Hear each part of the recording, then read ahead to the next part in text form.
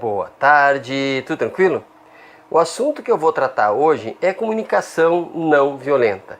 Esse assunto ele veio a calhar hoje, né, para nossa conversa, porque uma colega me convidou, uma orientadora educacional, para fazer uma fala em uma das escolas em que ela trabalha, e o assunto é comunicação não violenta.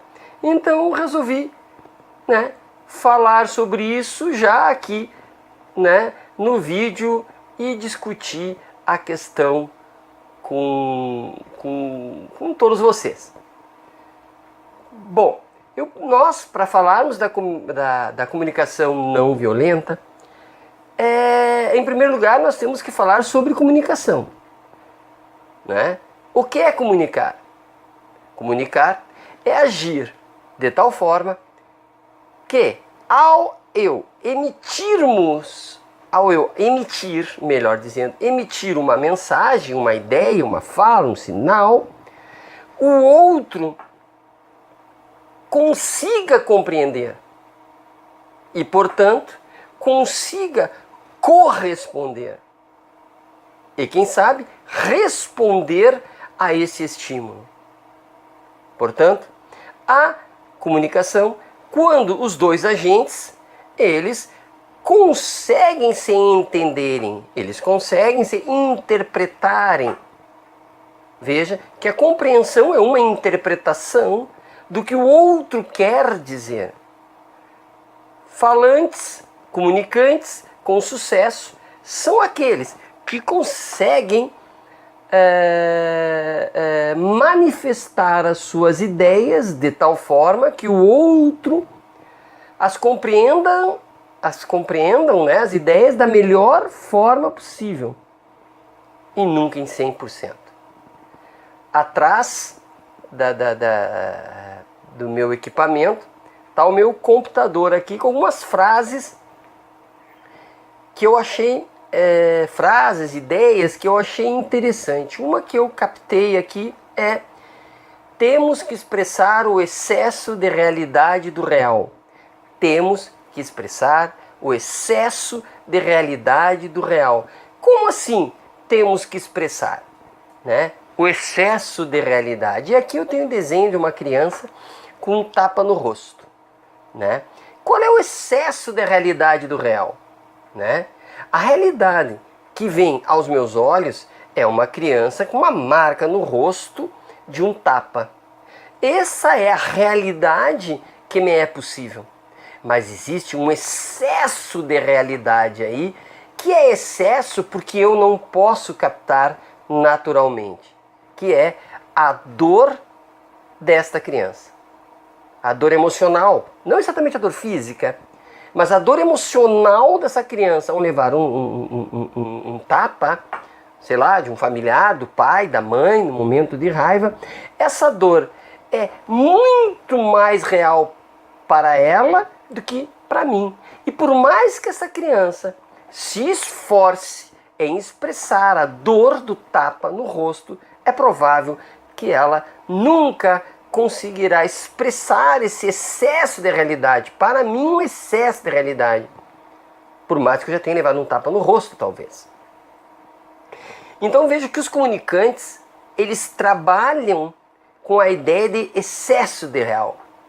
Então, a dor de uma prova ruim que eu, aluno, tive, essa dor, ela dificilmente conseguirá ser expressada em sua plenitude a professora. Por quê? Porque a dor que eu sinto é um excesso do real, é mais do que ela pode captar. O que eu quero dizer com isso? Para que nós possamos entender o outro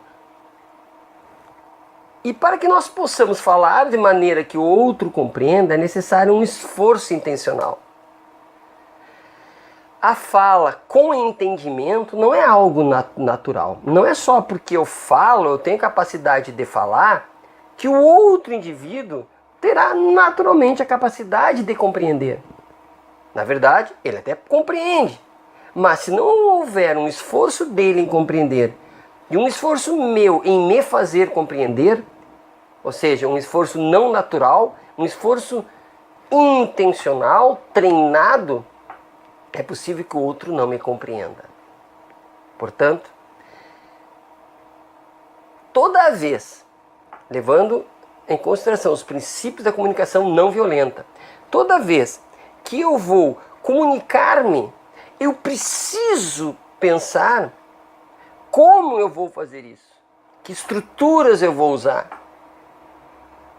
Eu vou partir de premissas minhas e ignorar as premissas dele? Provavelmente minha comunicação soará muito violenta. É provável que, se eu levar em consideração as minhas preconcepções, eu vou chegar já julgando e dizendo que tu foste mal na prova porque tu não estudaste. Pronto. São as minhas percepções.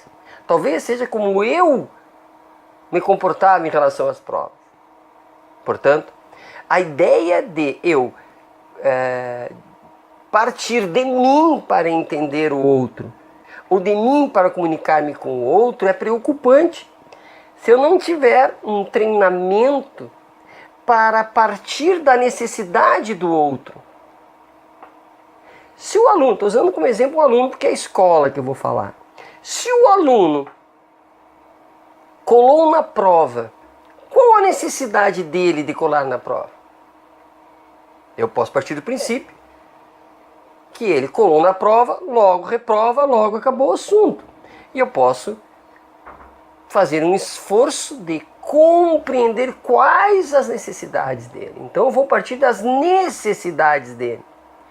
E ele poderá me dizer por que optou por isso. Porque foi uma opção, ele assumiu o risco. Percebe? E dentro da minha ideia, como um adulto, eu quero ter uma comunicação não violenta, eu preciso imaginar que este aluno, que esse adolescente, que esta pessoa não está igualmente treinada como eu. E talvez nem tenha a intenção de me compreender. Ela não quer me compreender. Porque ela está furiosa, foi retirada da sala, ou porque está chorosa. Então eu preciso de um trabalho de pacificação, preciso de um trabalho de empatia, eu sentir a dor dele, ele sentir a minha dor, ou sentir pelo menos o meu interesse em compreendê-lo, para que a comunicação vá se tornando mais tranquila. Porque o excesso da realidade, a dor dele ter que ter optado por colar e estar sofrendo este problema de ser reprovado ou ser retirado da prova, essa dor excepcionalmente dele. É preciso que eu pare para compreendê-la. Portanto, leva algum tempo, é mais trabalhoso. Geralmente nós não queiramos, abre aspas, perder tempo, né? Mas na verdade é ganhar tempo. Por consequência, eu posso dizer que a comunicação não violenta, como dizem os leigos, é bobagem, é um blá blá blá, é aquela coisa talvez dos direitos humanos, aquela coisa que tornam a autoridade puxa-saca, né? É um puxa-saco do inferior hierárquico. É professor puxa-saco do aluno, não se pune mais. Não. A comunicação não violenta, ela preza pela eficácia na comunicação. Eu vou conseguir compreender o aluno. E eu vou conseguir dizer a ele o que eu quero dizer. Mas eu vou dizer de forma não violenta. Se o aluno, eu vou usar o mesmo exemplo, colou na prova, eu posso dizer de uma forma violenta e raivosa e pouco comunicativa que ele colou, portanto, tchau. E eu posso dizer para ele que ele colou, e isso não é possível, entretanto, continua-se a conversa. Eu vou dizer da minha reprovação dele ter colado, mas também vou dizer da minha reprovação compreensiva, da minha reprovação, mas não uma espécie de julgamento definitivo, mas uma reprovação no sentido que não é permitido a cola. Mas eu preciso dizer que ele é um cidadão digno, que ele é um aluno digno e que ele não é o único e nem será o último. E é preciso entender as necessidades dele. E a partir daí, negociarmos uma outra prova, não sei. E aí, em relação ao diálogo, é que vai sair a solução dialogada, aceita por ambos. Portanto, aqui um breve preâmbulo do que nós entendemos por uma comunicação eficiente, uma comunicação que comunica o que quer comunicar, o mais eficientemente possível, mas também de maneira que menos fira as pessoas, eu como falante, o outro como ouvinte, e o outro como falante e eu como ouvinte, que em determinado momento já não dá mais para saber quem é quem, né? Portanto, é preciso muita capacidade, muita vontade e muito trabalho para trabalhar, melhor dizendo, no viés de uma comunicação que comunica, uma comunicação que informa, uma comunicação que se informa e uma comunicação que em nenhum momento é violenta e, se for violenta, tem a capacidade de dizer desculpa, eu fui violento. Tu colaste na prova, mas isso não me dá o direito de ser violento. Me dá o direito de caminhar contigo para que tu não faças mais isso, para que tu aprendas que não deves mais fazer isso. Mas eu não tenho o direito de te violentar, porque as tuas necessidades é que devem ser ouvidas, compreendidas e, se for possível, satisfeitas com o crescimento pessoal de ambos os comunicantes. Um abraço e até a próxima.